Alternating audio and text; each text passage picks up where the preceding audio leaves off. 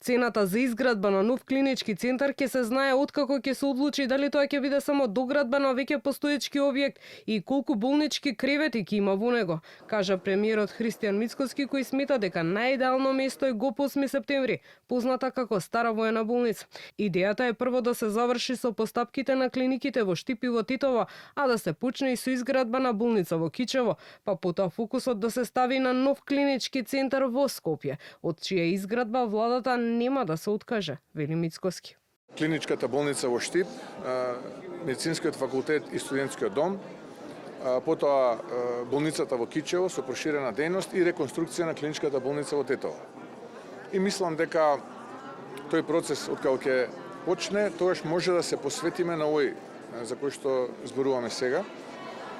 Сепак тој периметар мислам дека е најсоодветен, бидејќи има пристап до газ и исклучително добра сообраќајна инфраструктура.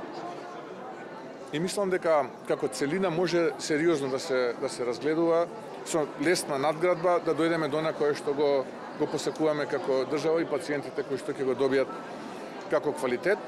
Не се откажуваме. Премиерот кој присуствуваше на прославата на 25 годишнината на Фондот за здравствено осигурување кажа дека за здравството се одвојува повеќе од 1 милиарда евра, од кои само за Фондот 863 милиони евра, што е најмногу досега.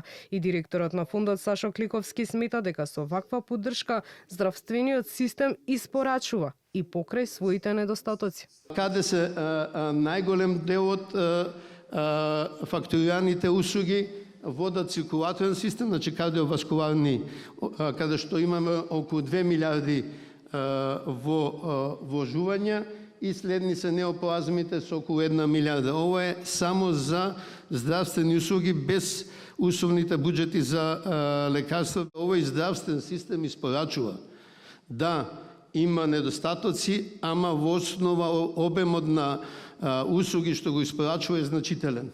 Статистиката на фондот покажува дека просечниот месечен придонес е околу 3000 денари или околу 50 евра по осигурених, или како што посочи директорот Кликовски во обраќањето, колку 2 штеки цигари месечно.